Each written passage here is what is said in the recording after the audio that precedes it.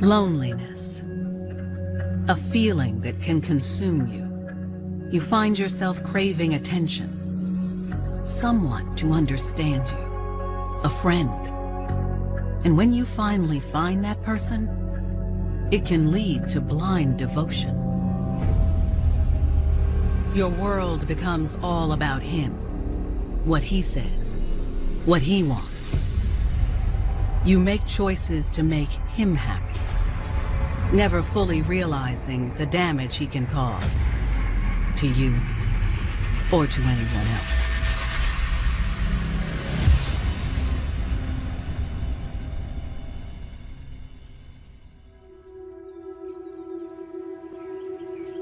Tuesday, August 3rd, 2004.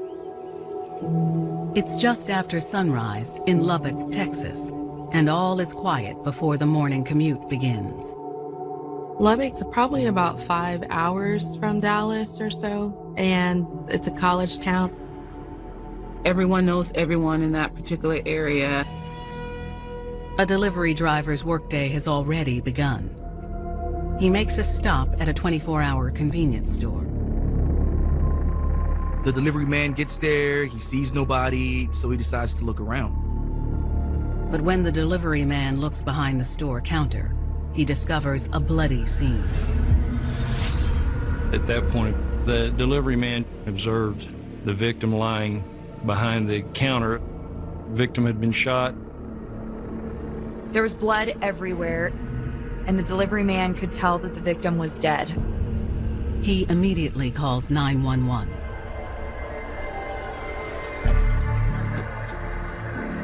Officers and homicide detectives arrive at the convenience store within minutes. They made contact with the 911 caller, who was actually waiting outside the store. First responders split up. One officer stays with the 911 caller, while additional authorities make their way inside the store.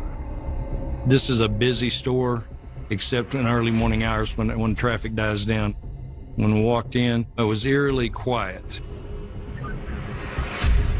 First responders quickly confirm the victim is deceased. It appears she has suffered a single gunshot wound to the throat.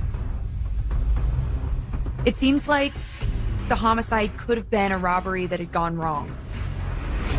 Things were missing. Quick grab cigarettes, some candy, and various items like that. Detectives note the cash register is still closed, so it seems the killer or killers didn't get away with any money. But who would kill for snacks and cigarettes? And why? It was a senseless crime. For someone to lose their life for something that's really so small, it just made it all the more sad. Police will soon discover the murder revolves around a good girl, blinded by love, who would lose sight of herself for the love of her man. 17-year-old Victoria Harris grew up in Weatherford, Texas, and was a shining star in her tight-knit family. Victoria always carried a smile on her face. She wasn't afraid to show who she was, whether she failed or not. She just always went after something, and she accomplished it. Victoria set a high bar for her younger siblings. Victoria growing up was very studious. She made all A's and B's. She was the golden child, she was the good girl.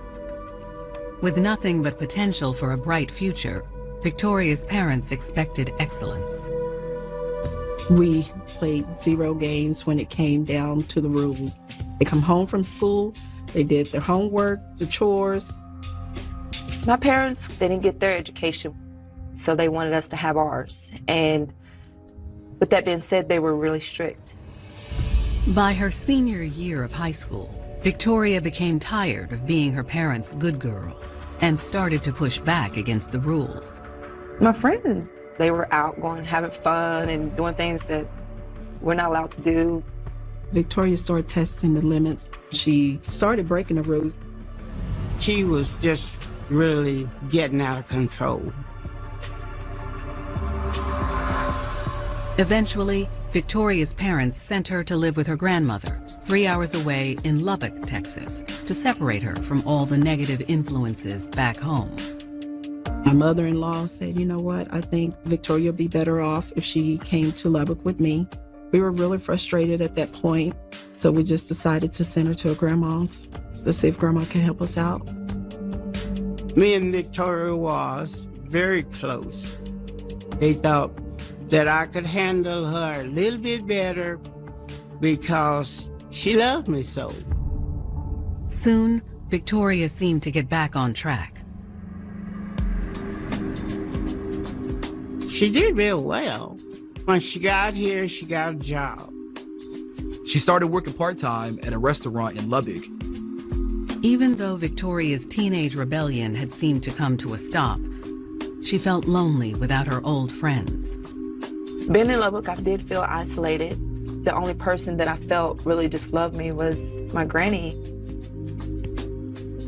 But that all changed when she met handsome stranger Raymond Jackson.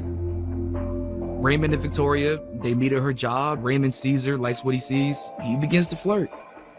When he first walked in, I was like, okay, you know, he was very attractive. Nice eye candy. He looks good. When she met Raymond, she just thought, oh my God, he is so cute. Like she was saying, he's fine, Mom. He was just fine. He was wanting my number. No, not gonna give it to you. But he was very persistent. And finally, it just wore me down. Over the next few days, Victoria and Raymond spent all of their free time getting to know one another, developing a deep friendship. The first conversations with him, they were amazing. He listened to me. He actually asked about my thoughts, asked about my opinions. I think that what stood out for me with him was it wasn't about hooking up. He just talked to me. He did become my friend, my only friend. I didn't have any friends in Lubbock, and he became all that to me and more. He gave me something that I felt like I was missing. Over the next few weeks, the friendship quickly turned to passion. Victoria fell deeply in love with Raymond. As a teenager, it's all or nothing. And so with Victoria, she wanted to prove her love. She wanted to be committed. She fell head over heels for him. We were in love. I really felt like Ray was my soulmate. And I ended up just giving him my all. I gave him every piece of me. Raymond had a rough past, but the struggles he'd been through just made Victoria appreciate him more. He just grew up pretty much on the streets, raising himself since he was 12. Around age 15, he was sent to juvenile detention facility, did time there. The more that he would open up to me about living on the streets, having to hustle, made me want to love him and be that girl that was there for him.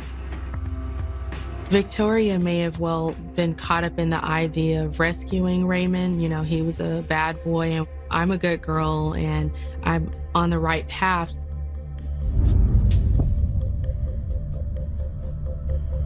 But soon Victoria ventured back to her rebellious ways in an effort to be with Raymond 24/7. Victoria and Raymond were very creative within their relationship to make sure they could see each other as much as possible. My granny didn't approve, but it was Ray. You couldn't tell me nothing different. When Grandma would go to bed at night, Victoria would open the door and Raymond would come in, and he pretty much lived there undercover. To Victoria, Raymond had rescued her from her loneliness. Though he was rough around the edges, he made her feel exactly the way she needed. But before long, Victoria's love would be put to the test, pushing her to dangerous limits. Victoria was always attracted to the bad guy. When my dad told me, Victoria, you are who you hang around. With Ray, looking back, yeah, I became who I hung around.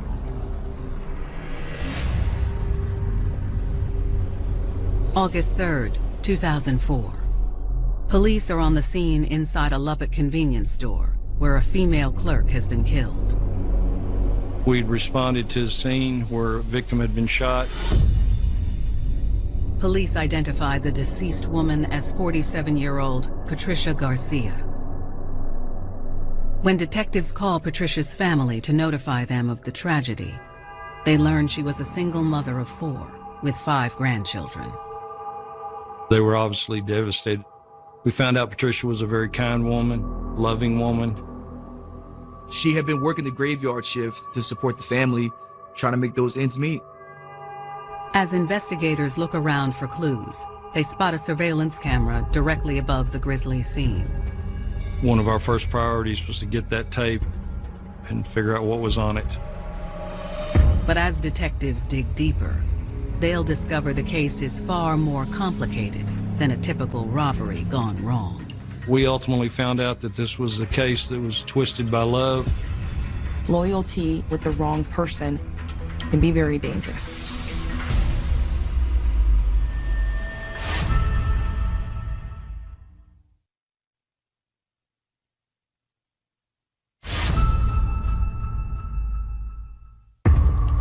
"17-year-old Victoria Harris was in love with 18-year-old bad boy Raymond Jackson.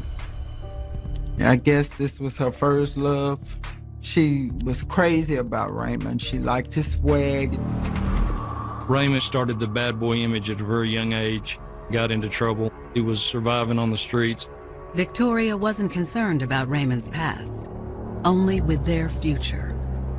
I made him my world. I made him my God because he's the one I looked to. He's the one that I depended on. But Victoria had no idea her blind devotion would be her destruction. It was just toxic, but I genuinely loved him. In August of 2004, Lubbock police are investigating the convenience store murder of clerk Patricia Garcia, who was gunned down just before dawn. The store's surveillance camera may hold a clue as to who pulled the trigger. I've been involved in many cases where those cameras have solved the cases within 24 hours. The next day, detectives get their hands on the surveillance footage and review it at the station. The videotape showed no one in the store. Then suddenly the front doors opening up with 2 assailants coming in with hoods on and bandanas covering their face with a shotgun. You see them approach the counter where the clerk would normally be. And then you see a movement, a blast, and you see them immediately run out. Based on everything that we found, we truly believe that we had a legitimate robbery gone bad. The video clip yields little information on the perpetrators' identities, but something catches Detective Sutton's eye. I saw what appeared to be a purse in one of them's hands. The bag in the video has a distinctive plaid pattern. It stood out, caught my eyes just by the way it looked. And my thought process was, maybe I'll see this again somewhere else.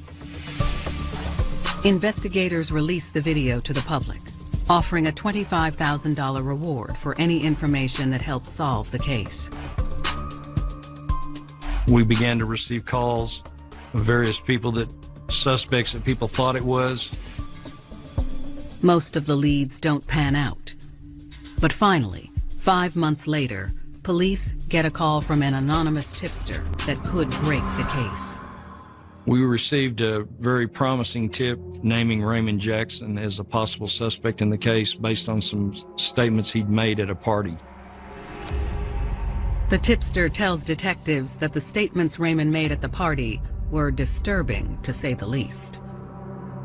Raymond was mouthing off about he kills a female at the convenience store, that he went in and robbed the store, and the lady shocked him by screaming, and the gun went off, and he shot and killed her. The tipster said that Raymond showed no remorse when he was talking about shooting the victim.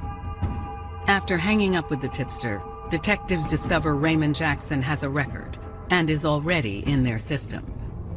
They compare the man holding the shotgun in the surveillance video to Raymond's likeness. Even though the faces were disguised by bandanas, based on the height and weight, it definitely matched Raymond's description. Detectives track down Raymond and bring him in for questioning. It's clear from the get-go that he isn't taking the situation seriously. When we first interviewed Raymond Jackson, he was very nonchalant, uncaring, acting bored, to the point of making me more suspicious. Detectives press Raymond about the murder. He denied any involvement. He provided no admissions or any evidence for us to proceed with. Without any hard evidence to hold him on, detectives have no choice but to let Raymond go. It's always hard to release somebody when you know that they're very likely your suspect. Detectives head back to the drawing board. They believe Raymond is their killer, but they know he wasn't the only assailant involved that night. They knew another male had helped carry out the robbery. They suspected a third person, possibly a getaway driver, was involved. When detectives start digging into Raymond's social media page, they learn that he has a girlfriend, teenager Victoria Harris. We'd gotten Victoria's name. She had a known association with Raymond, at the time being his girlfriend. Detectives pay Victoria a visit at her grandmother's home. When I first met Victoria Harris, she seemed very polite, very respectful. We were kind of surprised to see her association with Raymond Jackson, because she was basically a good girl. Investigators tell Victoria she's not under arrest. They just want to know more about her boyfriend, Raymond. We kind of laid our cards on the table. We let Victoria know that Raymond was a person of interest in our case and that this was a possible death penalty case. She said Ray was not involved in the incident because he was with her that night. Victoria insists Raymond isn't capable of murder. But Detective Sutton notices something in the corner of the room that tells him they are on the right track. I looked over and I saw a plaid purse. Immediately, in my mind, recognized that as the same one in the video. Detective Sutton quietly alerts his partner. I kind of made some eye gestures, and he looked around and he's noticed the same thing. Investigators ask Victoria about the purse. She tells police the purse was a gift and she knows nothing about the robbery. Victoria just tried to play it as aloof and calm as she possibly could, but we knew that we were being lied to. We were very aware. I didn't want to face the music. I'm trying to keep quiet, and now I'm terrified. Detectives can tell Victoria knows more than she's letting on. But how far will she go to protect her man? The detectives, they could tell she was covering for her boyfriend. Victoria was so entrenched with the relationship with Raymond, nothing else mattered. So she had to do anything at all costs to protect that. Victoria's life changed very quickly.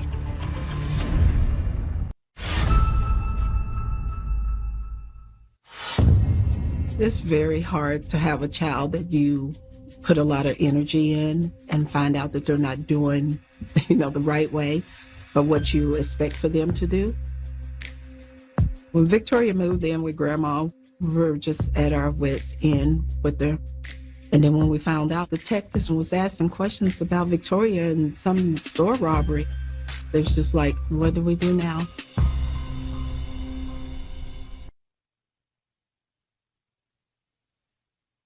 January 2005, 5 months after the robbery homicide of Patricia Garcia. Investigators are questioning Victoria Harris about her boyfriend Raymond Jackson's involvement in the crime. Despite Victoria's denials, they spot a purse that looks identical to one seen in surveillance footage.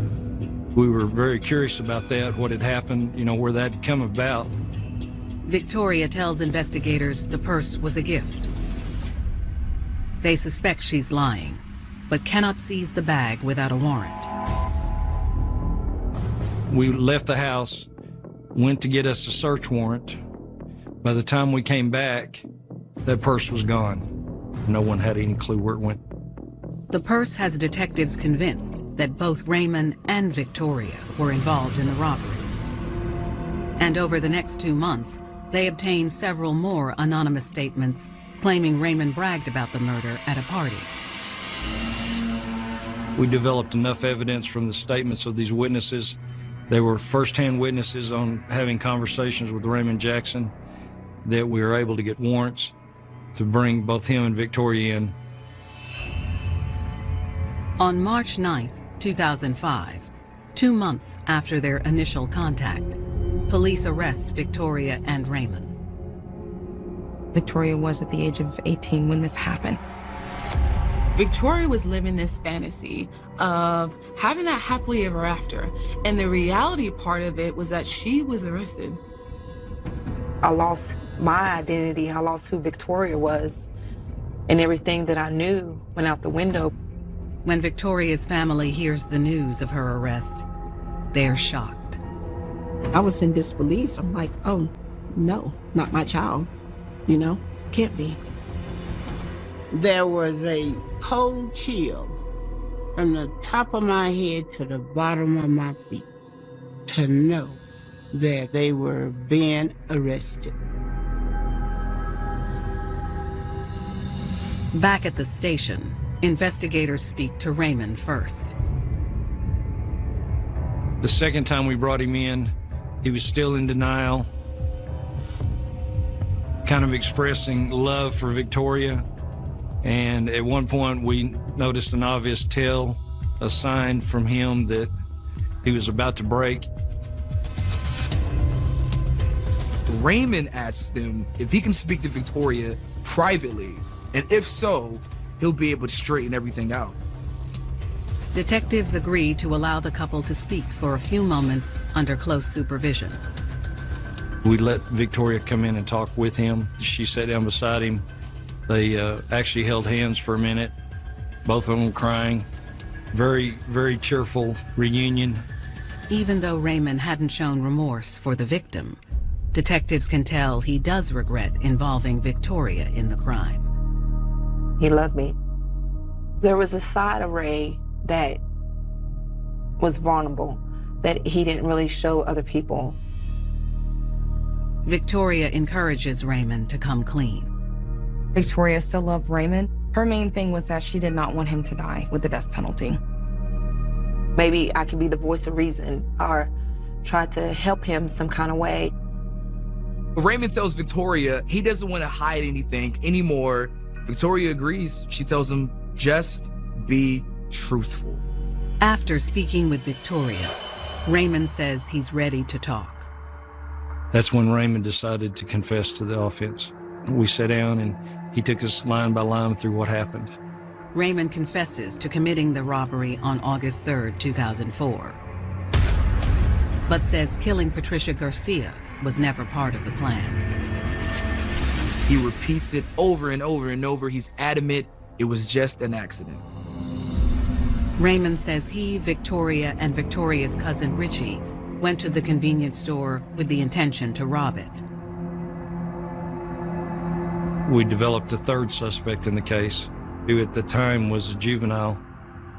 According to Raymond, he and Richie went inside while Victoria stayed in the car to keep watch. But once inside, everything went awry. Raymond says that Patricia Garcia is in the back of the store. Patricia hears something. She comes to the front of the store, sees Raymond and Richie standing there, and screamed. Raymond says the victim startled him and the gun went off.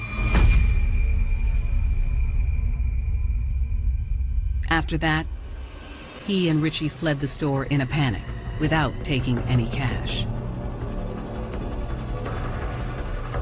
The juvenile was freaking out pretty heavily, and Raymond just said, well, I may have accidentally shot that clerk, using the word may have. And Victoria actually said, you did what? And he just said, drive, get out of here. Victoria did as she was told. She was probably scared after learning someone was shot, but at the same time, she was also in love and she didn't want Raymond to get in trouble.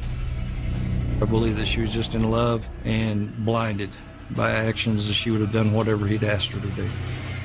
Raymond insists that Victoria's part in the crime was minimal, and he wanted to take the fall. He was very adamant that she was just a driver. He did want to protect her because he didn't want to see her go behind bars. Now that they have Raymond's confession, Investigators turn to Victoria for corroboration. But as she tells her side, it's clear the teenager doesn't realize the trouble she's in. Being a getaway driver makes you just as guilty as pulling the trigger. I never really imagined myself getting into trouble with Ray. You gotta learn the hard way. I hate that I had to learn the hard way.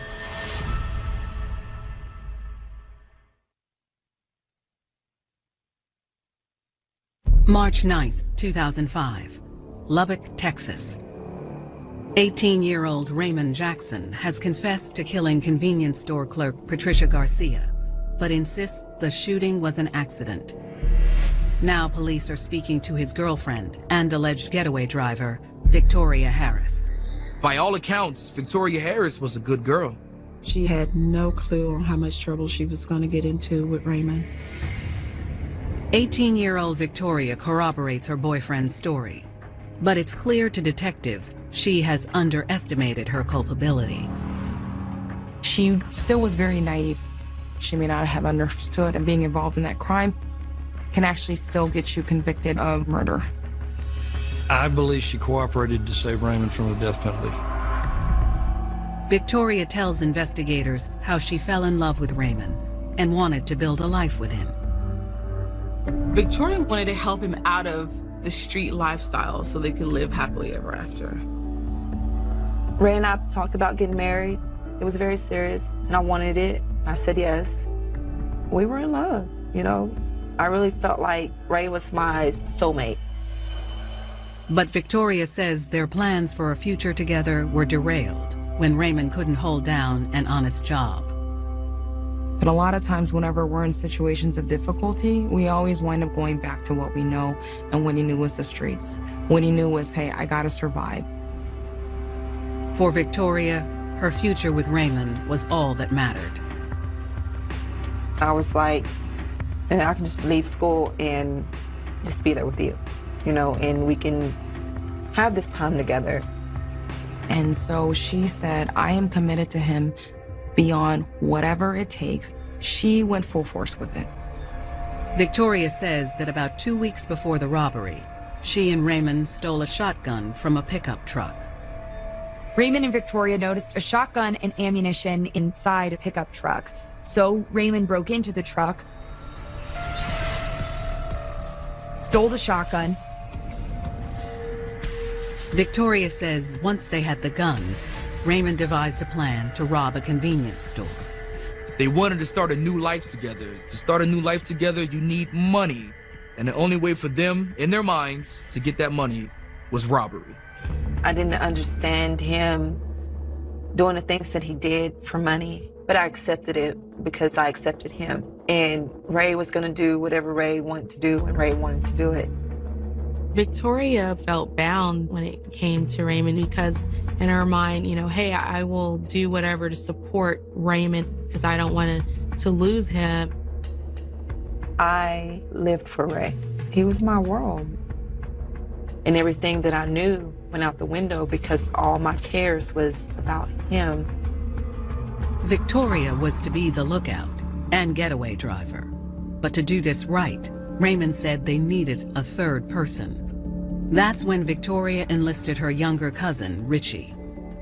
I think Victoria got her 12-year-old cousin involved because Victoria was somewhat okay with what she was doing because she was willing to do anything for Raymond. Victoria tells detectives that no one was supposed to get hurt. Victoria said the plan was that the gun was supposed to be loaded. According to Victoria, in the early morning hours of August 3rd, 2004, she used her grandmother's vehicle to drive Raymond and her cousin to the convenience store. Victoria's part in the crime is said she took Grandma's car. She was the driver. Victoria says after they pulled into the parking lot, she gave Raymond her plaid purse so he could load it up with cash and goods from the store. Then Raymond and Richie pulled bandanas over their faces and prepared to head inside. Raymond was armed with the shotgun. Victoria believed the gun was not loaded, that it was just being used for a threat. But Victoria would soon learn that her man hadn't been entirely honest with her. and that her life was about to spiral wildly out of control. Sometimes he would listen to me, sometimes he wouldn't. With Ray, there was no boundaries.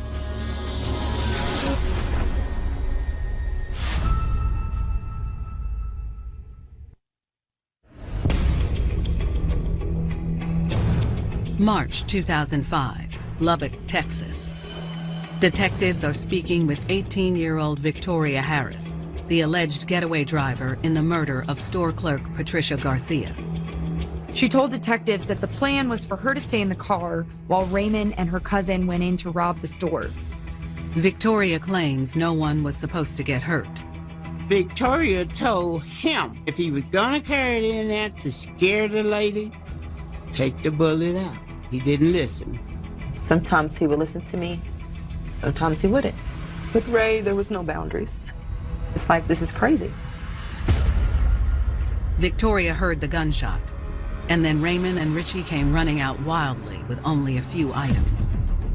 They were in there no longer than actually probably 30 seconds. She said, I shot her. And she said, you did what? And he said, I shot her. And she told him, I thought the gun wasn't loaded. He said, I was scared, so I went ahead and loaded the gun in case they had a gun. Victoria says Raymond told her to drive. Victoria's life changed in a split second once the murder happened. When he comes back in the car with her and he says, hey, this is what happened, Victoria knew that it was wrong. Victoria was scared, but Victoria was also saying to herself, I want to stand by him. And I would look at him and just be like, I'm so far in it. How do you get out? I know I was raised better, to know better. Victoria makes a choice. She hits the gas and flees the scene. She also was willing to take that sacrifice to drive the getaway car, to participate with him in crimes, and just continue doing whatever needed to happen in order to stay in relationship with him. Victoria also admits that 2 days later, she helped Raymond dispose of the weapon. She drove him to a nearby lake around midnight and he threw it in the water. Knowing that a murder was committed on her watch, Victoria chose to hide the weapon because she did lose a sense of self. When Victoria is done telling her story, it's clear to investigators that she has no idea how much trouble she's in. She helped plan the robbery. She was the getaway driver. She knew the clerk had been shot, and she helped dispose of the gun. In this situation, even as the getaway driver, makes her just as guilty as if she pulled the trigger. Victoria Harris and Raymond Jackson are both charged with capital murder. The next day, Victoria's cousin, Richie, is charged with the same offense. Nothing made sense to me. I'm questioning the whole situation. Like, what? You gotta be kidding me. It gets deeper than this? Like, it just wasn't her. It was also, my cousin. It's very unusual to go arrest somebody at a junior high school for murder. I just couldn't see someone his age doing something like that. He was young, so I know that his fear probably got the best of him in that whole situation. As trial looms, investigators focus on finding crucial evidence to strengthen their case. They start with the purse. Victoria's purse had been used in the crime. She admitted to police that it was hers and it had been caught on surveillance video. Now, the detectives saw the purse at Victoria's house the first time they went there. When they came back with a warrant to retrieve it, it was gone. Detectives circle back with Victoria's family about the purse, but its whereabouts remain a mystery. We were unable to ever find the purse that was used. It seemed to have disappeared, and no one knew what happened to it. Next, detectives set their sights on the gun used in the murder. With Raymond's cooperation, they are able to recover the murder weapon. He took us out to the scene, actually showed us where he had dumped the gun in. We subsequently brought in a dive team who located the weapon in the exact area that he pointed out. Feeling the heat, Raymond Jackson opts to make a deal with prosecutors. As part of this deal, Raymond would be spared the death penalty if he testified against Victoria at trial. Raymond taking a lighter sentence means Victoria could face a similar fate. But Victoria is willing to accept that possibility if it saves Raymond's life. He was the first thing I thought of when I got up, the last thing I thought of when I went to bed. I worried about him constantly. A lot of times, I wouldn't know what to do or what to do with myself because it was all about him. Victoria was thinking whatever needed to happen because in her mind, they were still going to be able to have a strong relationship, even being with him behind bars. Only thing she ever wanted to do was just be there to help him. But what will Raymond say on the stand? Will he take the blame or place it on the woman who continues to stand by him? As much as he said he loved her, I just wish he would have had her back.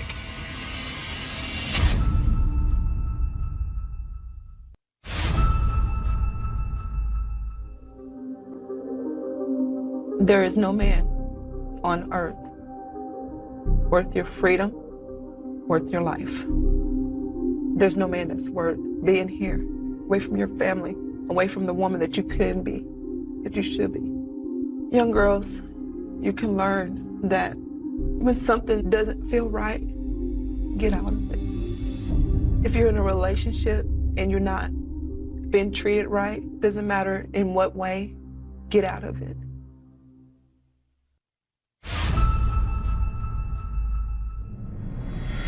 November 2006. Victoria Harris, now 20 years old, faces capital murder charges for her role in a robbery that led to the murder of store clerk Patricia Garcia. Victoria was complicit in the offense, being the getaway driver, being aware that he had shot the clerk, helping dispose of the weapon in the case. We walked into the courtroom. You have those mixed feelings because you know the crime was wrong. And you know that your sister played some type of part in this. Victoria was a good girl. She was. She got cut short when she met Ray.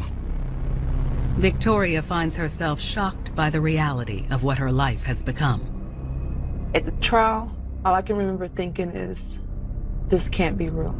This is not me. The prosecution opens by calling their star witness, Raymond Jackson, to the stand. Victoria still loved Raymond when he had to testify against her. She understood that he had to. Victoria's family, however, has no sympathy for the man they deem guilty of leading their loved one astray.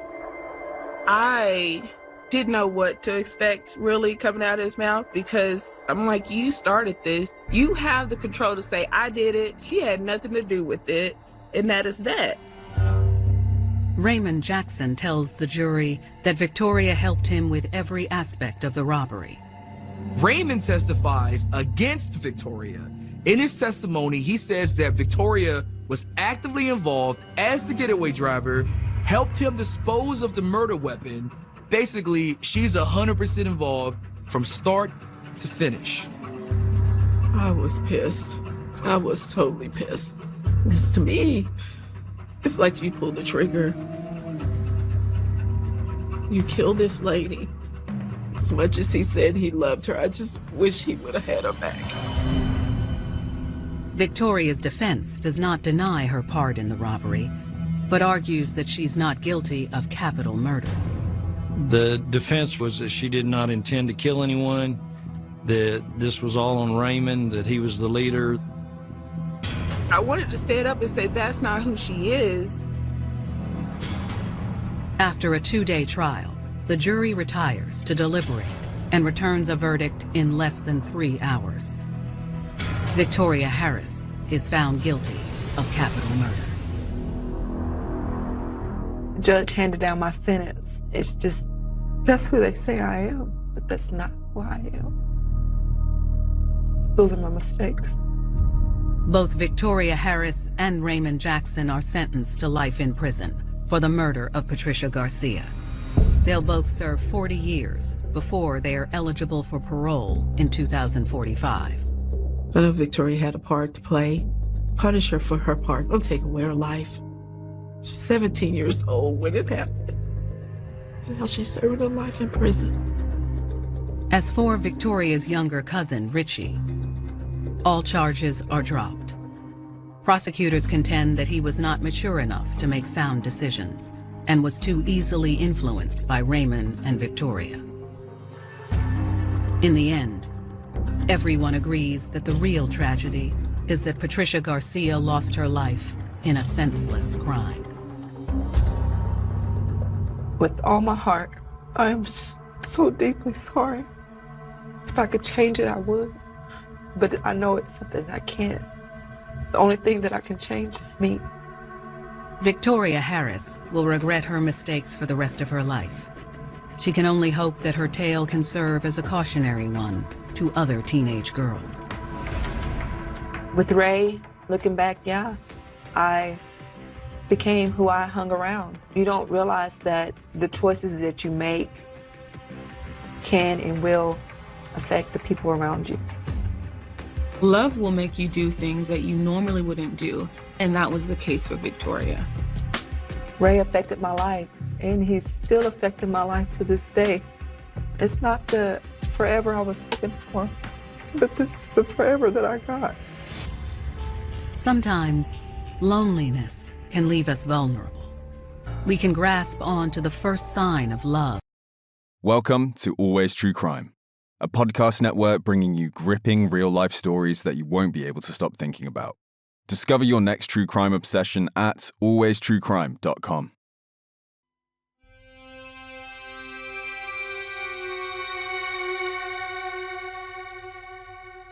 If Patrick Mackay had killed 11 people as he confessed to, he would be one of Britain's most prolific serial killers, after Harold Shipman, Dennis Nelson, Peter Sutcliffe, and Fred and Rose West.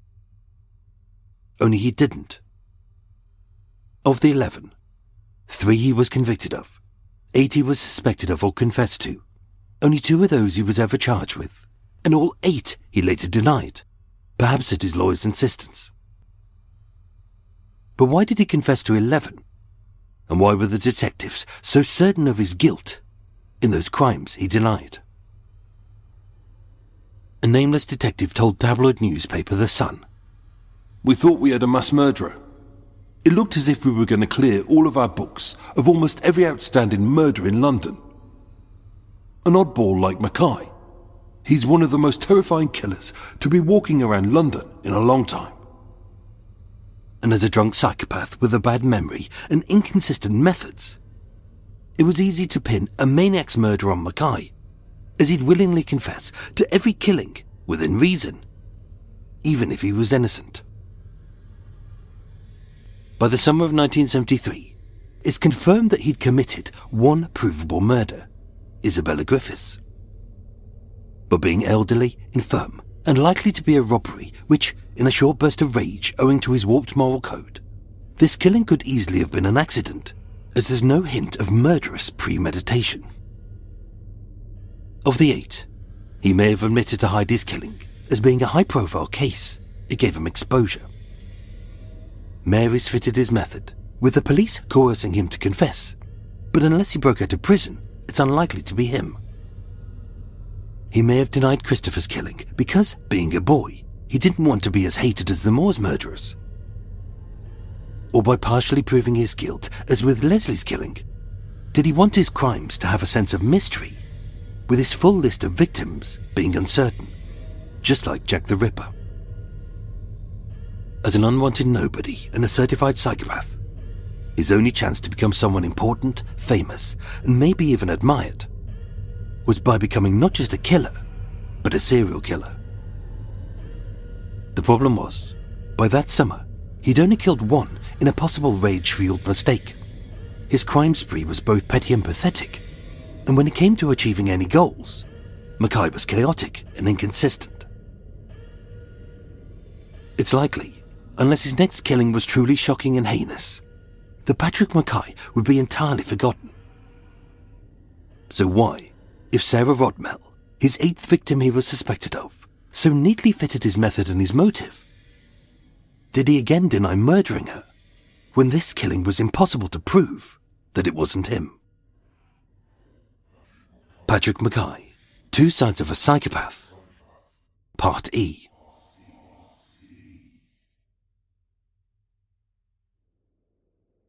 Throughout his life, in the same way he had no consistency where he stayed, how he earned, and who he saw as a role model, Patrick Mackay lacked commitment. Across the early 1970s, he lived in hostels, hospitals, and remand centres. Occasionally his mums, the Cowdreys, and often Reverend Bracks. But he had no focus or goal, and he aimlessly wandered the city, drunk or drugged, and achieved nothing. Having quit his job sweeping up leaves not far from the crime scene at the Mercers, and later leaving his pleasant lodging with Mr. and Mrs. Whittington, broke and heavily drinking, on the 7th of July 1974, just 1 month after the murder of Leslie Goodman, Mackay did something truly unusual. That night, having previously had a falling out with Reverend Ted Brack, the other priestly mentor who had let him lodge at his vicarage in East Finchley on many occasions, Mackay called him and asked to meet up, perhaps to apologise, as he was often plagued with remorse and had very few good father figures. When the priest left, Mackay didn't meet him as planned. Instead, he broke into the vicarage. He made himself a hot meal as if he owned the place. He didn't search any drawers for things to steal, as far as we know. And in the bedroom which was once his, he hid underneath the bed, waiting not only for Ted to return home, but for him to go to his bedroom, undress, switch out the lights, and fall asleep. Hours later, Mackay crept across the hall, into the priest's room, and 8 months before his sadistic and brutal killing of Father Crean, his only other priestly mentor. He didn't strangle, stab, or bludgeon him to death.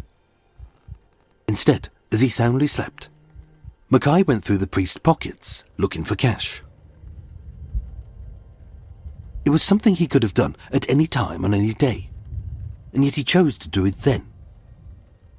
But why? Ted awoke, and in the darkness he asked, "Pat, is that you?" And although Mackay would kill others for reasons a lot less than that, he fled. And having already been seen, Mackay was arrested just 2 days later. Again, it was a crime without a clear motive. So did Mackay do it to scare him? Was he drunk? On drugs? Was it a botched robbery by a coward who was yet to learn that his perfect victims were frail old ladies in the wealthier parts of town? Or was a psychopath who'd achieved nothing, had a seed of an idea about leaving a legacy as a serial killer spawned in his mind? And this was a failed murder. Having sabotaged his bail conditions on a suspended sentence for chasing a homeless man with a metal pole and defrauding Father Crean's cheque, on the 31st of July 1974 at Highgate Magistrates Court, the burglary at Ted's vicarage saw him sentenced to 4 months. Held at Wormwood Scrubbers Prison, Mackay later stated it was here that, upon his release, he planned a campaign of violence and terror, resulting in the 23+ robberies he would confess to, and the murders of Father Crean and Adele Price. For 4 months, he was locked up with nothing to do but seethe, fester, and to dream of the heinous levels of cruelty he would inflict, as the name Patrick Mackay would become synonymous with serial killing. Released on the 22nd of November 1974, being broke, unemployed and homeless, as his mother had disowned him, he'd fallen out with the Cowdreys, and Reverend Brack obviously wouldn't take him back.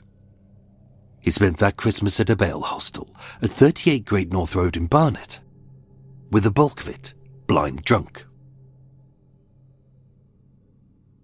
On the night of Saturday the 21st of December, 92-year-old spinster Sarah Rodmell was robbed on a doorstep for a few pounds and brutally bludgeoned to death. Described by detectives as the work of a maniac, it had all the hallmarks of Mackay's crime spree, and Sarah was the perfect victim. But was this the first killing in his campaign of violence and terror?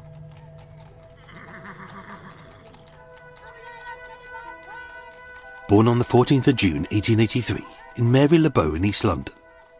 92-year-old Sarah Ann Rodmell would be the oldest and frailest, but also one of the poorest of Mackay's victims, if indeed he was her killer. As a toddler, being raised barely half a mile from the killings of Jack the Ripper, her early years were riddled with poverty, disease and fear, as the mortality rate for a working-class child was low, and even lower for those who struggled to make ends meet. As the oldest of 4 siblings, to Frederick, a railway porter, and Sarah Ann, a piece worker. As was typical in that era, her siblings quickly followed. With Alice in 1886 in Whitechapel, Frederick in 1887, and Ada in 1888, both born in Mile End, just a few miles east. Crammed into a small 2-room lodging on Shoreditch High Road. In 1897, with all 4 children barely in their teens and the youngest not even at school, their mother died, aged just 37, leaving the family devastated. As was his need, although still grieving, Frederick, their father, remarried. Frances became their stepmother. In 1896, their half-sister Lily was born, and they also adopted a young girl called Frances Ray. Times were hard, money was tight, poverty was endemic, but for the Rodmells, family was everything. By 1901, the family were living at 132 Caulfield Street, a dirty, sodden, industrial part of Bethnal Green, 1 street south of the pub where 73 years later she was last seen alive. Yet the rest of her history remains a mystery. For 40 years, she almost entirely vanishes from any records. She never marries. She has no children. And although she can vote, as a woman, she couldn't own a home or even her own bank account. Then in 1939, with the outbreak of the Second World War, said to be working as a kitchen hand, she was living in a ground floor, 1-room lodging at 49 Ash Grove in Hackney, with a widowed office cleaner called Mary A. Locke. Age 56, with no savings, she lived a hand-to-mouth existence on the fringes of society as a forgotten woman who had to be reliant on her friends and family to survive. But fate is often cruel. In 1937, her father died, and as a poor man who hadn't got a will, she was left nothing. In 1941, her brother Frederick died, and along with that, his financial support. In 1963, her sister Ada died, followed by Alice in 1969, her half-sister Lily in 1970, and with Mary Locke, Sarah's long-term friend and possibly her partner in 1974. She had survived so much, but now, aged 92, she had no one, and she had nothing, except for a cat, a cold dark room, and a pitifully small pension. By the Christmas of 1974, Sarah had lived at 49 Ash Grove for more than 30 years. Later demolished to make way for a bus depot. By the 1970s, being in its dying days, Ash Grove was the epitome of squalor. Comprising of 2 lines of dilapidated Victorian terraces, with many derelict and being squatted in, it was surrounded by an overhead train to the east, a canal and the Haggerston gas towers to the south, the GLC workshops to the west, and on the same street, J. Bush & Co., a large chemical works. It was noisy, dirty, rough, caustic, and riddled with violence and drugs. As a council-funded flat for only the most impoverished, Sarah's lodging was so bad, the walls leaked, the floorboards were rotten, it ran rampant with rats, bedbugs and lice, and it didn't have any heating or hot water. Sarah Rodmell was an old woman who the council had left to rot, and when she died, their costly obligation would cease. But little would anyone know that it wouldn't be the hunger or the cold which would kill her.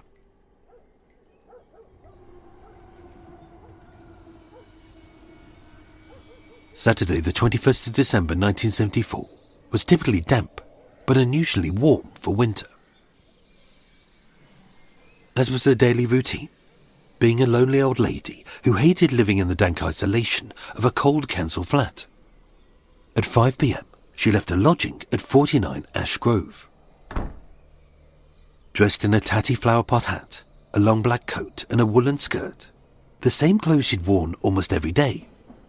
Wearing men's slippers, she shuffled the 45-minute journey through the unlit back streets, stopping every few minutes as her back had a stoop. Old Sarah, or Ginger as she was known, had had a hard life. And being very old and incredibly frail, although she was a tough old woman who was said to be direct and abrupt.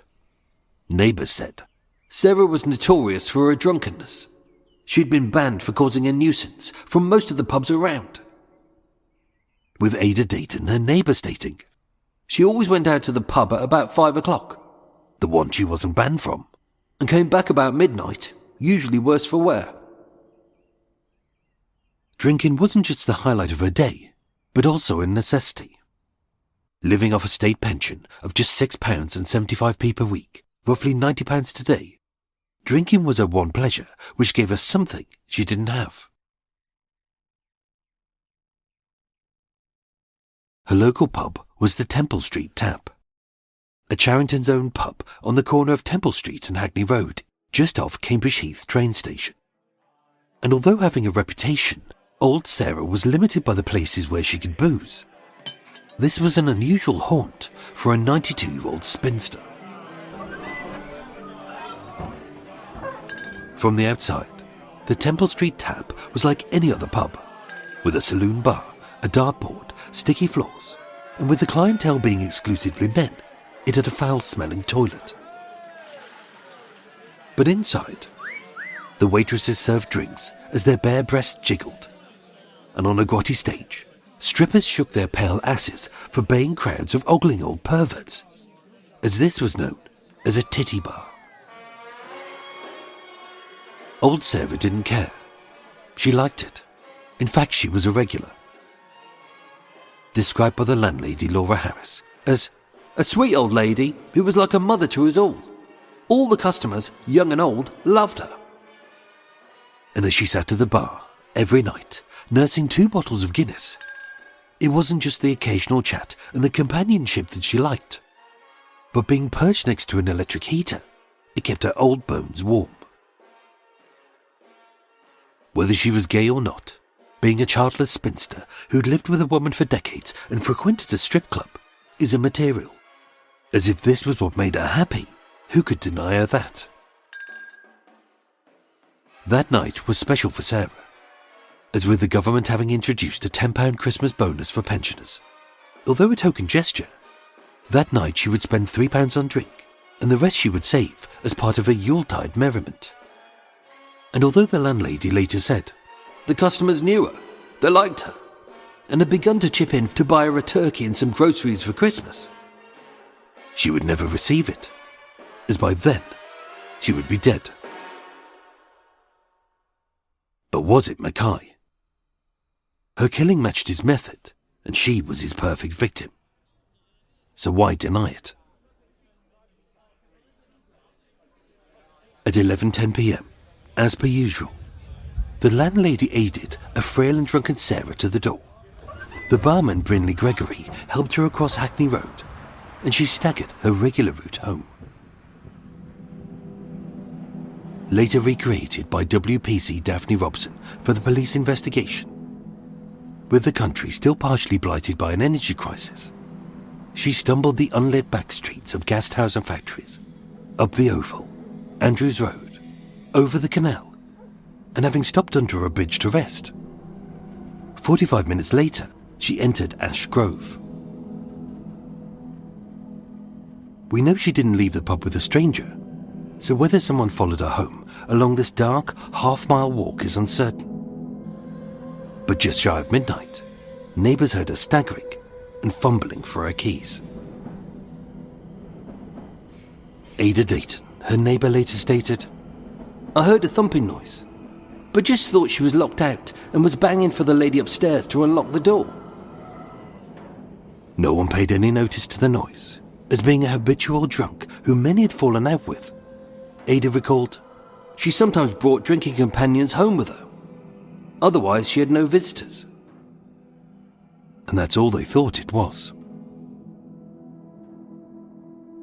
With no screams heard, it was likely she was attacked fast by someone a lot younger and overpowered by someone taller and stronger, most likely a man who had no qualms about robbing an old frail lady. Stealing a black handbag, we can never know if her attacker knew about her £10 Christmas bonus. But then some monsters are so callous, they would kill an old lady for a few pounds, or even less. But in this case, they also stole her pension book, her spectacles, a tin opener, and a bent tin of cat food. Attacked on her own doorstep, even though a single shove or a punch would have simply floored her. Sarah was repeatedly beaten over the head with something blunt, sustaining wounds the detectives said were horrific and the work of a maniac. And although the press stated she was sexually assaulted, we don't know to what extent, but it was said that her stockings were partially removed. It was a killing as pointless as it was tragic. The next morning, Harriet Law, a 73-year-old widow living in the flat above, came down with a cup of tea for Sarah, but found that her bed hadn't been slept in. Opening the communal door, it was then that she saw the body. Cold and lifeless, her frail legs crumpled underneath her, her pale arms bent in unimaginable positions, her skull caved in, her hair matted, her brain exposed and swarming with flies.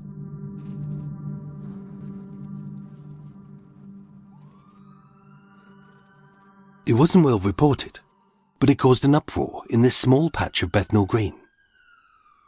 The pub's regulars were stunned.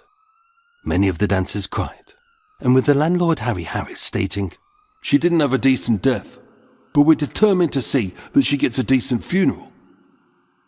A whip round raised £160 for a coffin and a headstone, and he spent weeks using the pub's PA system, pleading for information.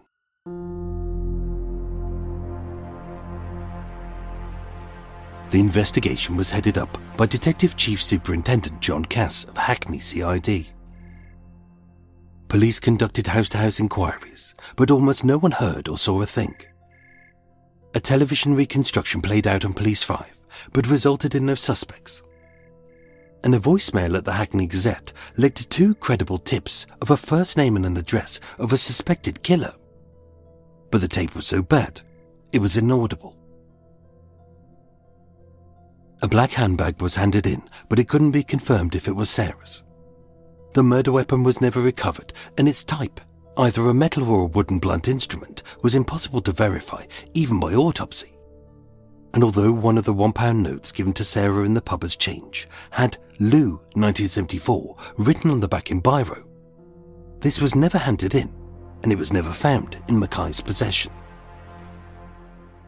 With no fingerprints, no witnesses, and no suspects, the case went cold. When questioned, Mackay denied murdering Sarah Rodmell. He made no confession.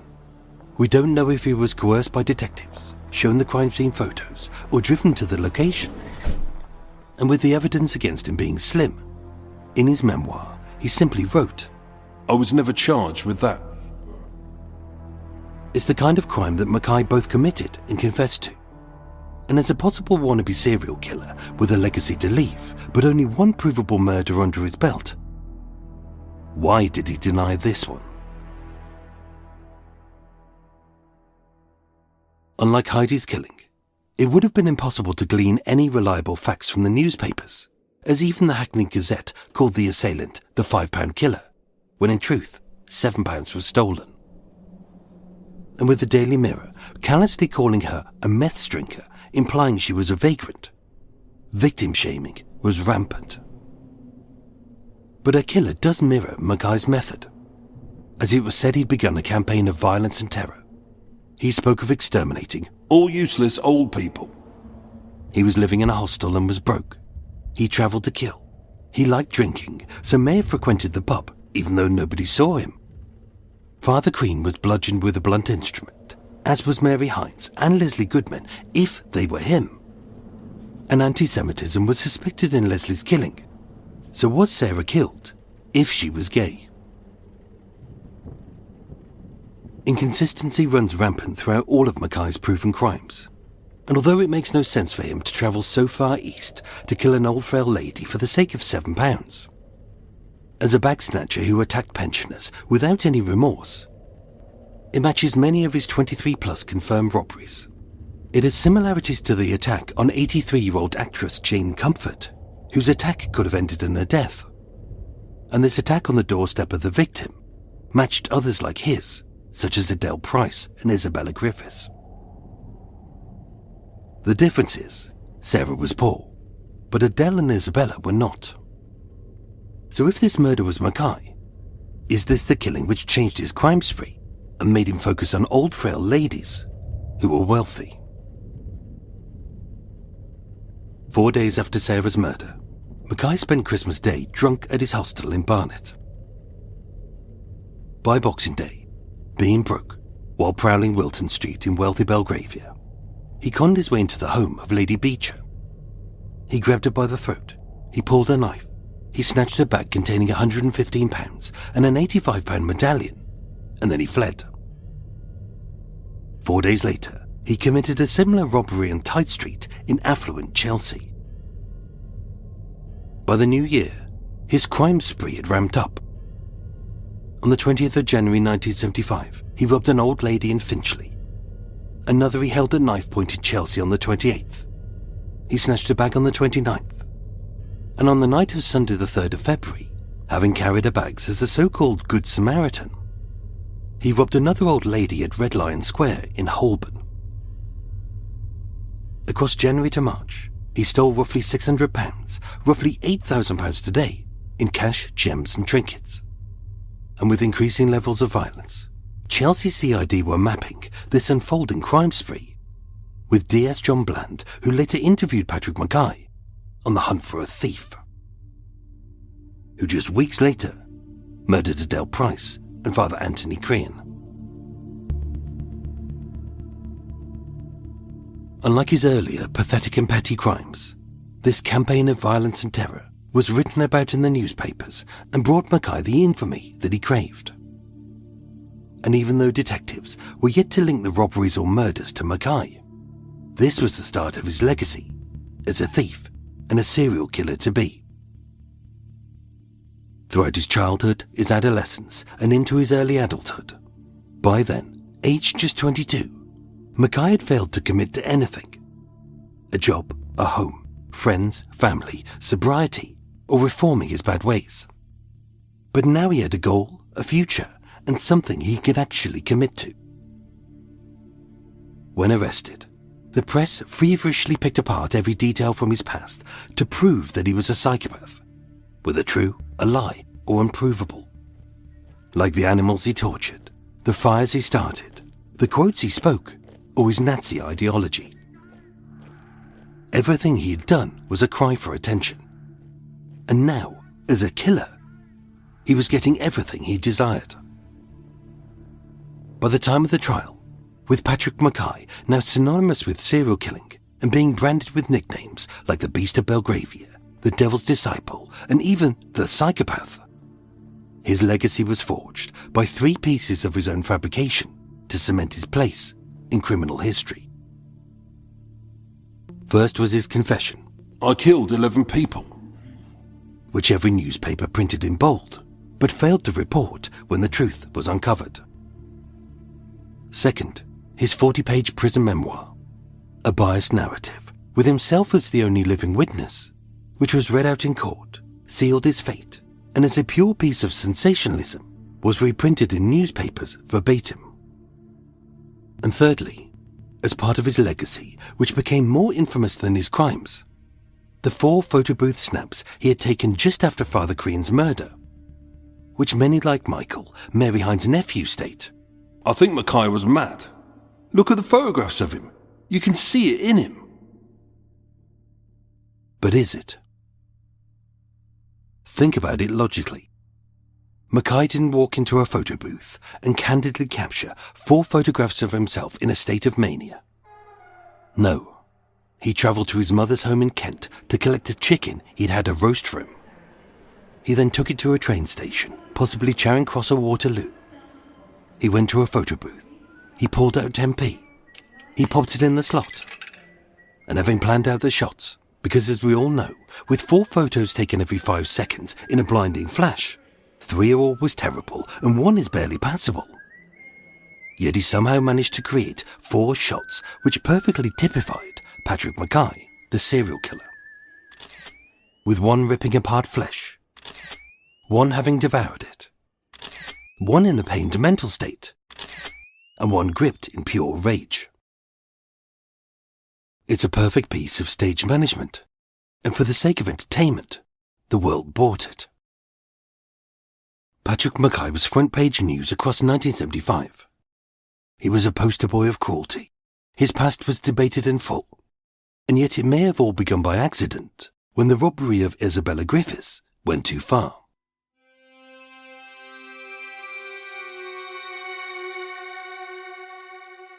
So with Mackay already a certified serial killer, why did he deny killing Sarah Rodmell? It's a crime which matches his method. Being broke, he had a motive. He often travelled to steal money, and with many of his robberies being violent, with his victims being old and frail, sparked by a short burst of rage owing to his warped morals, each could easily have turned into a murder, just like Sarah's. Detectives admitted, "We thought we had a mass murderer with as many as 10 or 11 victims. It looked like we were going to clear our books of almost every outstanding murder in London." And with this one committed by a maniac and Mackay described as a psychopath, it was win-win for both. But the evidence against Mackay was slim to non-existent. Nobody saw him in Bethnal Green or at the Temple Street Tap, which was full of all the regulars. He denied her killing. He said he knew nothing about it. And in Psychopath, a book of dubious sources, it states, "He established an alibi." But this can never be corroborated.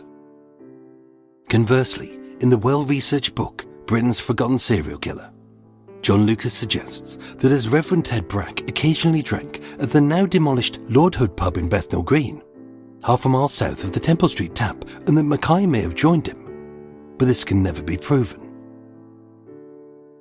It's a killing as similar as it is different to Mackay's method, except for one tiny detail. None of Mackay's robberies or murders had any sexual elements. Even as old ladies like Adele and Isabella lay there, dead, silent and still. He didn't undress them, he didn't fondle them, and he didn't kiss them, as he was a sadist, not a rapist. But with the newspaper stating, "She was sexually assaulted." If this was true, or he tried to strangle her with her own stockings, or they'd simply fallen down in the struggle. In the same way, he didn't want to be branded as a child killer with Christopher. In Sarah's murder, did he not want to be labelled as a rapist of old ladies?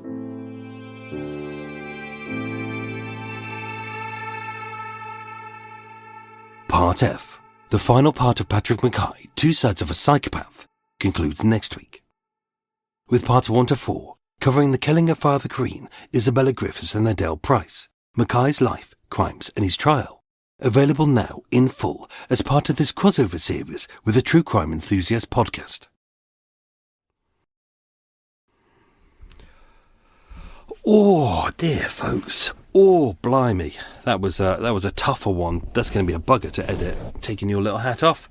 It's we've had days of welcome to Extra Mile, the unscripted and unedited bit. We've had days of torrential rain, so it's been a pig to find a moment to record this. It's a Sunday. We had one good day where the sky was clear, and I thought I'll give it a go. But of course, the sky's clear, so all the idiots come onto the canal and they're like, "Oh, Maureen!" They stand outside my boat going, "Oh, Maureen, how's your husband's piles? Oh!" And all the idiots in the helicopters are out, so it's a really noisy day. So I've had to wait until the evening, and my brain is tired, my belly is rumbling, I'm hungry. Oh, so it's And when I'm hungry and when I'm tired, my dyslexia is even worse. So this is going to be a bugger to edit. I know you've just listened to it and you think, oh, I didn't hear any mistakes in that. That's because I spend hours, just to clean up the audio. I spend about 5 hours just cleaning up the audio to make it sound nice. So there you go. I hope you appreciate it. But yeah, and then it probably takes about another 2 days to edit after that. It's difficult. So so leave a nice review if you appreciate the hard work. Leave a good review and all the research as well. So next week's episode, this time of recording, this is the 23rd of November. I think you'll be getting this 11th of December. By that point, hopefully, I will be sitting on my arse enjoying myself, having a lovely time. I would love to go and see my parents in France, but Michael O'Leary, the Poundland of the Skies, has decided to shut down most of the flights going to airports in France, so I can't go and see my folks, which is a real nightmare. It's especially difficult as my dad has Alzheimer's, and I would love to see him because obviously every time I see him, he gets worse and worse. So I want to maximise this as much as possible, but for the sake of money, Poundland of the Skies has shut down the airways. You utter shit. So it looks like I may have to do a 16-hour round trip on a coach, or on train, or there's one that's about 25 hours on a coach. Oh, I'm not looking forward to that. Anyway, if you enjoyed the show, please do leave a review. Don't forget, you can go to Paul's True Crime Enthusiast podcast. He's already got all his 4 episodes out now. At time of recording, we haven't recorded our 2-hour-long sessions, but we are planning to do that soon. It'll probably be longer than an hour because we do love to talk. Right. Thank you to new Patreon subscriber. Thank you to Molly Miller. So thank you so much for that. Don't forget, if you want to subscribe to Murder Mile and help support a small independent show made by one person who does all the writing and the research and does all the narration and the editing and everything, that's me. And I do it all with a little laptop and a microphone, and that's it. Unlike these big companies who have teams of people, I have no money and I do it all myself. So if you want to support a well-researched and well-written and hopefully well-performed podcast, that's very much appreciated. You can do that through Patreon.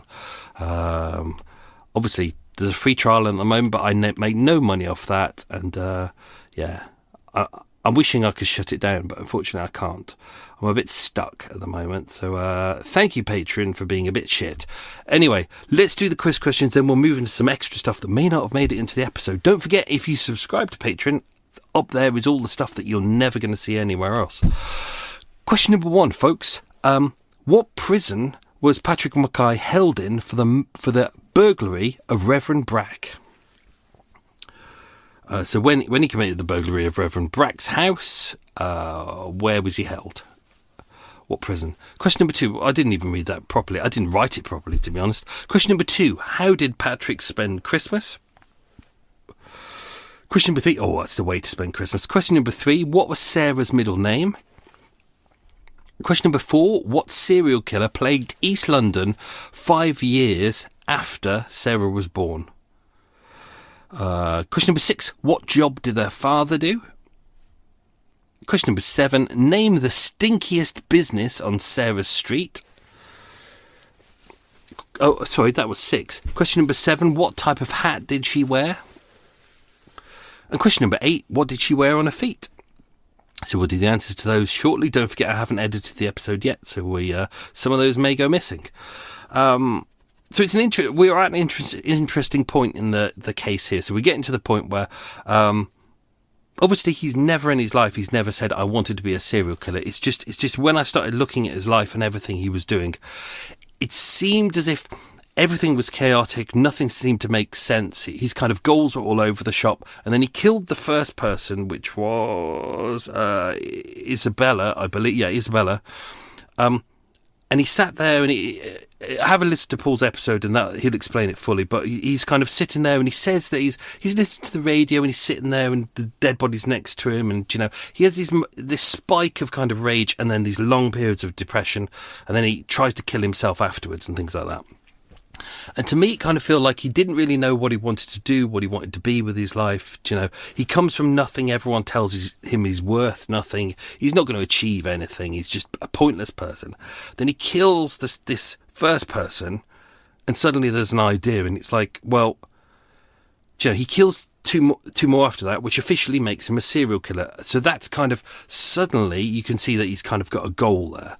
But it's interesting that at this point, he obviously confesses to 11, and that not only makes him a serial killer, that makes him far more of a serial killer, and it kind of raises him above everyone else. And if at that point he would have committed 11, obviously we're having to be a bit subjective without this list here, but that obviously takes him into the kind of regions of the most prolific serial killers like Harold Shipman, Dennis Nilsen, Yorkshire Ripper and Fred and Rose West. Right, there are others as well, of course. But this is where things start to get messy, and this is where we kind of have the confessions and what he's suspected of. And there are moments in here where you think to yourself, if he wanted to be a serial killer for definite, he would go, yeah, that one I did, and he did that a lot, but then he seems to be picking his way through it. Like with Heidi, he said, yeah, this is definitely me, and here's some details.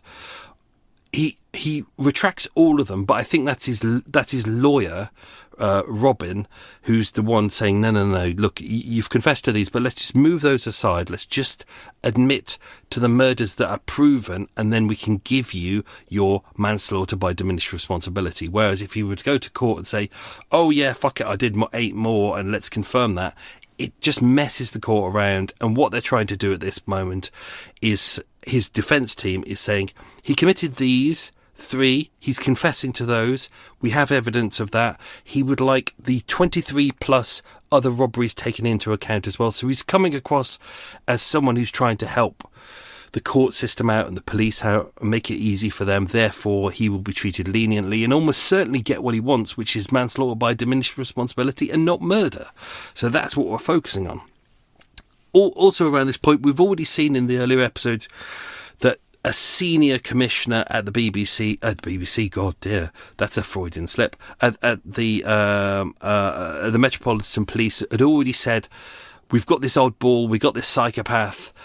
Police have already said here, at one stage we thought we had a mass murderer with as many as 10 or 11 victims on that, and you've already seen that the assistant commissioner said, right, have a look at all these murders by maniacs that are out there and see if you can tie any of them together, because obviously they've got a lot of... The last thing you want is an unsolved murder on your books, but if you can tie it to someone who's a maniac and has a bad memory and is a drunk and a drug abuser and is willing to admit to any old shit, like with some of the earlier episodes, if it's already been in the press with Heidi's case, or in Mary's case, he can be coerced, that can be good. But then you also have the other ones like Stephanie Britton. I think he probably would have confessed to if that was him. Christopher Martin, because it's a boy, that's a whole different kettle of fish. Then you've got Leslie's murder, which is weird because he confesses to the robbery but not the murder, and then you have Sarah's where he flatly denies. And this was the one that threw me for quite a long time. I couldn't quite work it out, and I always build a biography and I piece everything together. I carefully build a kind of a life and a plan, and I try and work out a route and where she went to and all these details.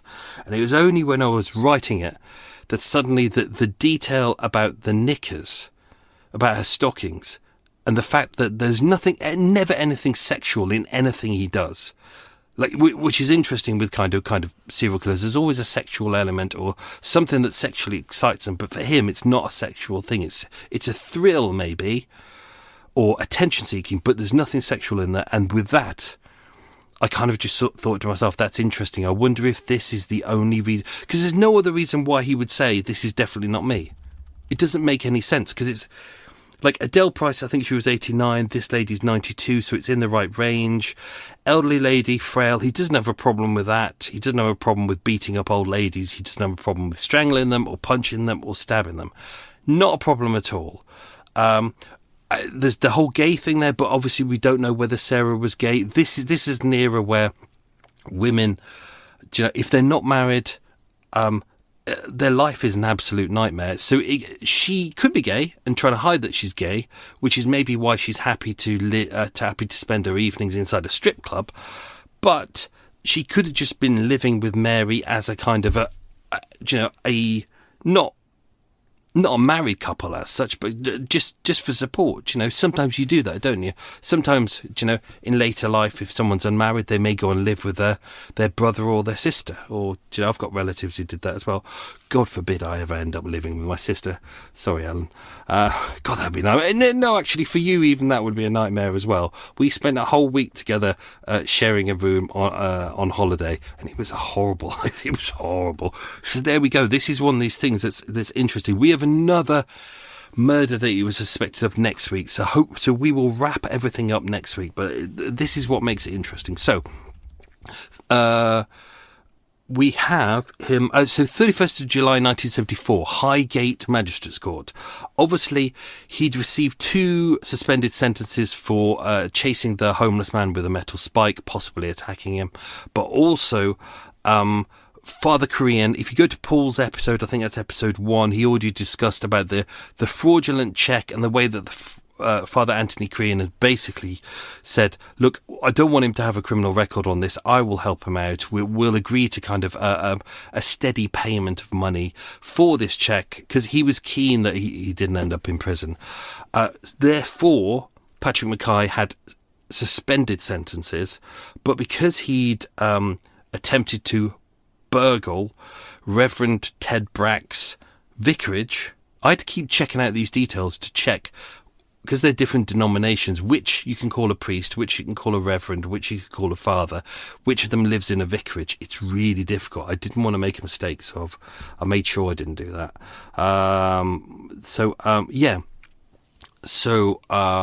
But then, because of that, he got sent to prison, and while in Wormwood Scrubs, sorry, I've ballsed up one of the questions, but you can have that one for free. There you go, Christmas present. Happy New Year! It is said he planned a campaign of violence and terror. Now, pinch of salt time. If you've got a pot of salt, pinch it, pop it in your mouth. Everything that Patrick Mackay says, a lot of it comes in that memoir that his solicitor said he had to write. Well, it is suggested that his solicitor said he had to write. So that 40-page memoir, which is his own statements, but is all biased and it's only his personal opinion. It is only during there that we hear that he planned a campaign of violence and terror. Could be bollocks. We don't know. We don't know of anyone back in that period of time who said, yes, I remember him saying that. But let's not forget, even if someone does do that, we've had moments in all cases before where someone will go, oh, yeah, he told me this. He said he was going to kill lots of old people. And it's like, probably didn't. We don't have evidence of that. If he'd written something, a letter to someone, and it was dated and postmarked and sent it to someone and said, yes, I'm going to kill old people, perfect. But if someone says to someone and then they remember it, it's possibly bollocks. You can't really prove it. So he was released, as mentioned, on the 22nd of November 1974, and that's when he says he starts his campaign of terror. Right. I've just marked up. So just diving into some of Sarah's stuff at the moment. As mentioned, there's a big gap. I did a background search on it, and I've pieced together everything I could. Unfortunately, there's a lot of Sarah Rodmels, and even worse, in the shitty book Psychopath, which both me and Paul were excited about getting because it's from the 1970s and it's from 2 journalists, respected journalists, who did a Panorama documentary on it. We were very excited about getting them, but we both separately came together and we said, do you think most of this is bullshit? Like, there's big chunks of it is just unprovable. Whereas the John Lucas one is really good. Like, he's taken his time, and if he can't prove something, he says, I can't prove this, or, we don't have a source for this. The Psychopath book is full of shite. So there's a lot of details in there that are really, really sketchy. So I've dived in as much as I can into Sarah's life, but there is a big gap.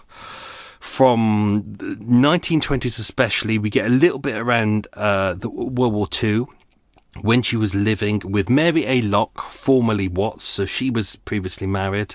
We know Sarah was a kitchen hand. We know that Mary was an office cleaner and a widow, born in and around, I think she was 6 years younger, but that's really all about it. Let's dive in. Ashgrove, it's not there today anymore. It's now the Ashgrove bus station, planned in around the 1970s. It's a large bus depot in Hackney. Weirdly, I've gone past it millions of times, and I used to moor my boat right next to it. And I never realised this was a Patrick Mackay possible murder location. So none of these buildings are there anymore, but in the early to mid-1970s, a lot of it was being squatted. It was council properties. A lot of it was being ripped down. A lot of drugs, a lot of bad people. Not a nice place to live. And of course, Sarah was broke. So just looking at all the murders in chronological order, if we accept that all of the 11 exist. Sorry, I've got a really rumbly stomach because I haven't eaten. And I've just gone out and bought some food, and it's in the bag over there, and I'm starving, and it's cold in here, and I haven't got the fire on yet, and it's about 2 degrees outside. God, I can't wait to have some dinner and put the fire on. If we were to do the murders in chronological order, we got Heidi Minilk first, Mary Hines second, Stephanie Britton and Christopher Martin third and fourth, so we've covered those already. We've partially covered the homeless man who he said he drowned by throwing off Hungerford Bridge. We'll come a little bit back to that next week, but it's pretty much unprovable because we don't have any details about him. Sixth is the first provable murder by Patrick Mackay. This is a given. This is Isabella Griffiths. So go back to Paul's episode 2. 7 was Leslie Goodman, which was last week's episode. 8th is this episode right here. Next week we've got Ivy Davies, which is my part F, and then Adele Price would be 10th, that's Paul's part 2, and then if you want Anthony Crean, that's Paul's part 1. So we've covered all of the murders. Well, next week I will have done. So, but that's the chronological order if you accept them in that order. Let me just check. Okay. As we know, Sarah was pretty much a perfect victim if it was Mackay. Old, frail, had a little bit of money, drunk. Simple. Do you know, but also for anyone really, like if there was someone in the pub that night who was a bad person, they would pick her as a perfect target. You know, she's walking home, she's stumbling home, she's got a stoop, you know, someone that could be easily robbed. The pub, the Temple Street Tap, was at 482 Hackney Road, on the corner of Temple Street and Hackney Road, just off Cambridge Heath. It was a Charrington's pub. It was demolished in 2000, replaced by flats, of course. And prior to its demolition, it was known as September's. It was a titty bar, of course. There we go. Just an odd place for her to live, her to stay, but she'd been banned from a lot of pubs. It was a place where she could get Guinness. She could sit at the bar. As mentioned, she'd sit next to the radiator or the heater. It was warm.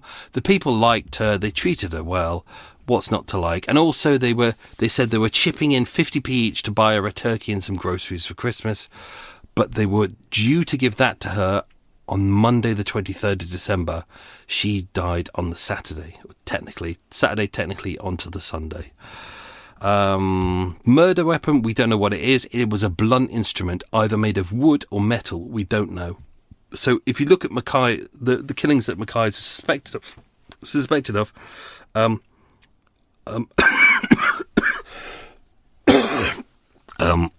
Mary Hines was brutally hit over the head. We don't know what with. So it was a wooden block. Leslie, sorry, I'm knackered at the moment. Leslie Goodman was beaten over the head with the lead pipe. Father Crean was beaten over the head with the blunt end of an axe. So it's similar to what Mackay would do, but it's not identical. And also, these aren't unique things. So you can't just kind of say, oh yeah, it must be Mackay because he used a blunt instrument. It could be anyone. It could be anyone who's just finding something on the floor and thinking, I will use that, or some kind of thug walking around with anything heavy to threaten someone with, and then when they start to scream, he hits them over the head. The £1 note with Lou in 1974, it was handed over to by the bar staff to Sarah, and she acknowledged it there and then by reading it, so they know it was in her handbag. So that would have been taken by the killer, but we don't know where it is. But of course, the key thing is there doesn't seem to be any sexual element around it. What else we got? There's a lot of things we've already covered. I just don't want to recover them. The voicemail. So the Hackney Gazette, as the local newspaper, set up a tips line. And what it was a voicemail with kind of a tape recording on it. And so one man called in and said he claimed he overheard a conversation in a pub about the murder. And another said they left the first name and the address of a suspected killer. Unfortunately, the detective said that the contents of the message were of interest, but the interference on the tape was so bad it made it impossible for them to hear it. This is the 1970s, so let's not forget audio recordings are not particularly good. Another tip named a youth whose mother was planning to smuggle him out of the country to Ireland. It's unlikely this was Mackay. Police also found a black handbag with its contents missing, but they couldn't establish if this was hers, and the murder weapon was never found. They searched a lot of the canals the Regent's Canal with frogmen and drains and stuff like that, but it just wasn't anything there. Could be Mackay, but there's a lot of similarities to the robberies that he did, the doorstep robberies. But he didn't get access to the building, which is normally his thing. But maybe at this point, as we've said before, maybe he's still finding his feet. Maybe he's trying different things, which is why if all of these are him, maybe he's trying to rob someone on a train and he realises it's not the way to do it. He realises not to attack young women, he has to attack old women. He realises it's not just pensioners. You can't just include men. It has to be mostly elderly ladies. Even though he would attack Father Crean. But I think the difference between Adele and Isabella's murders and Father Crean's is that Father Crean's is personal, whereas theirs is more likely to be, same as Jane Comfort and Margaret Diver and some of the others, that it's a robbery that just his spark of short burst of rage happens at a moment because of his warped moral code. As we've seen before, he said, if it was Mary Hines, he said he got angry at her because she let him into his house because she was a stranger. Now, this could be bullshit, but as mentioned in the episode, he could be piecing apart pieces of all of the different robberies that he's done, and he's confused Mary Hines with someone else. So it could be right. That could be part of his moral code. It's just things are in the wrong order, you know. Let's not forget he's drunk, he's on drugs, he's all over the shop at this place, so it could be anything. But as you can see, that Christmas, so we got Sarah's murder just before Christmas. Could be him, might not be him, we don't know. But then Boxing Day, Lady Beecher, £115, that's a hell of a lot of money. A medallion worth £85. This is clearly a good... It's a weird one because he has committed murders. He has committed attacks on, I'm using air quotes, wealthy women by that point, as in middle class women. But this is the most high profile one.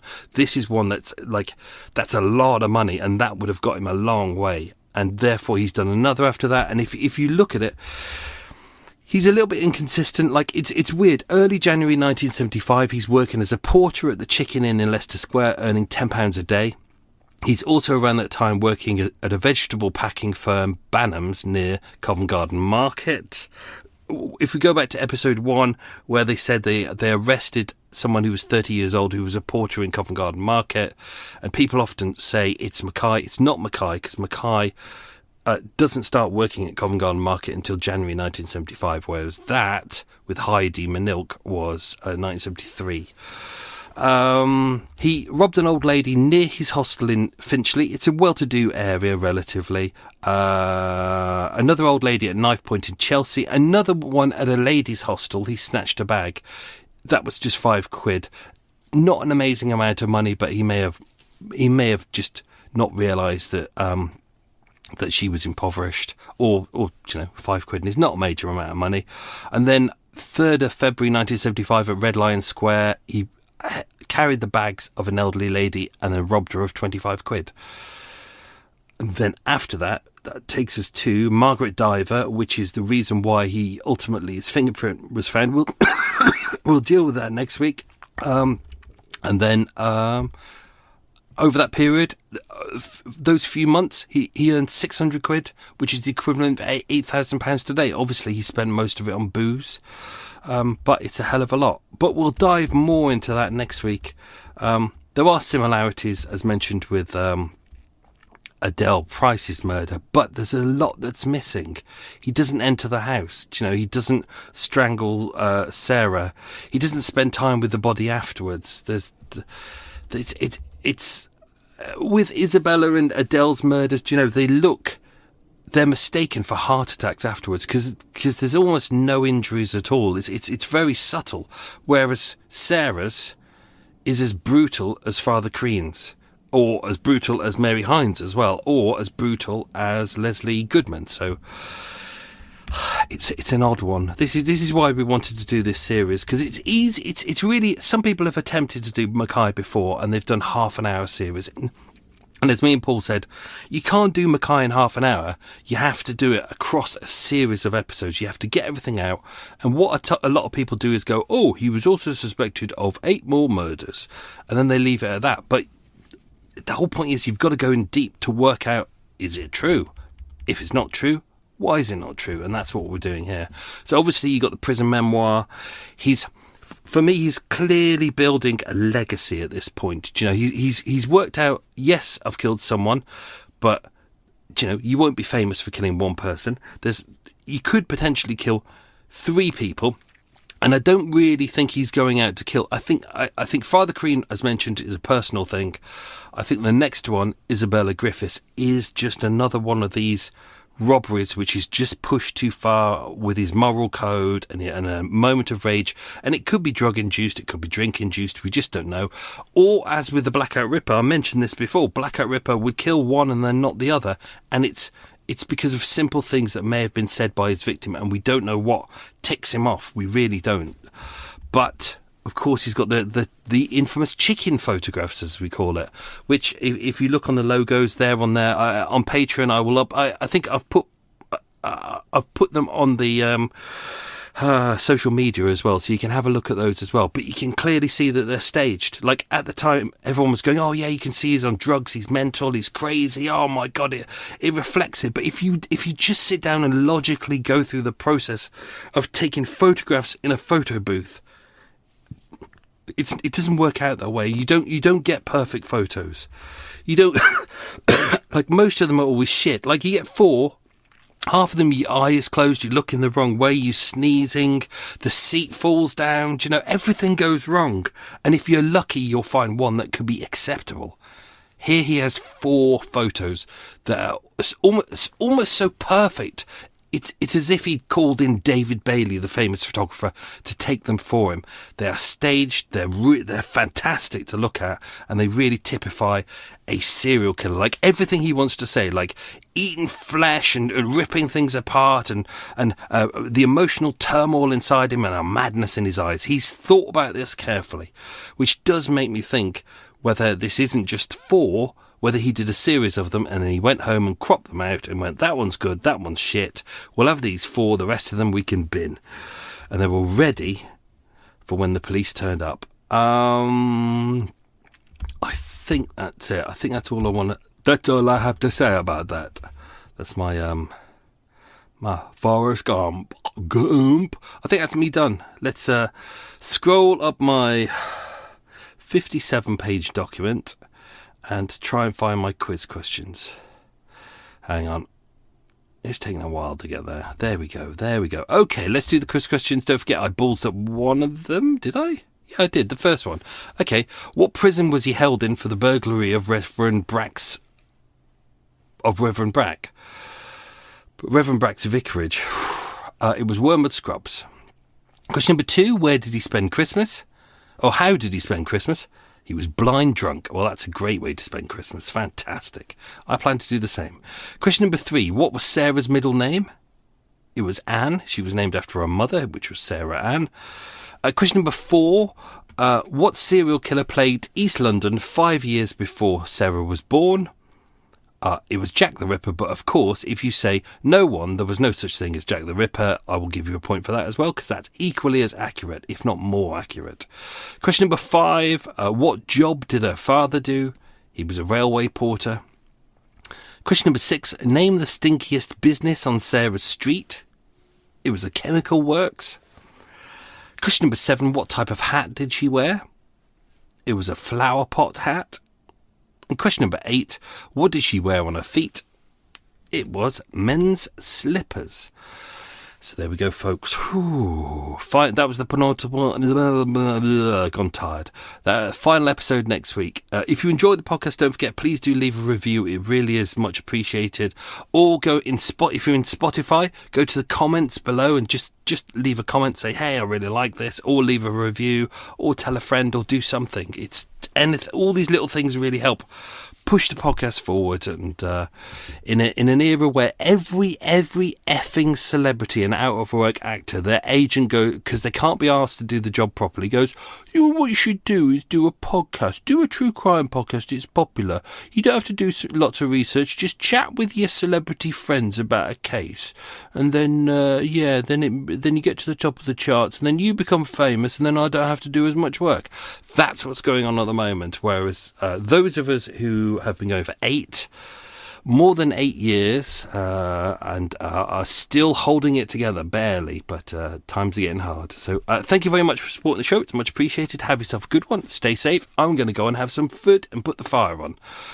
Best wishes. Stay safe. Lots of love. Bye. Want more true crime?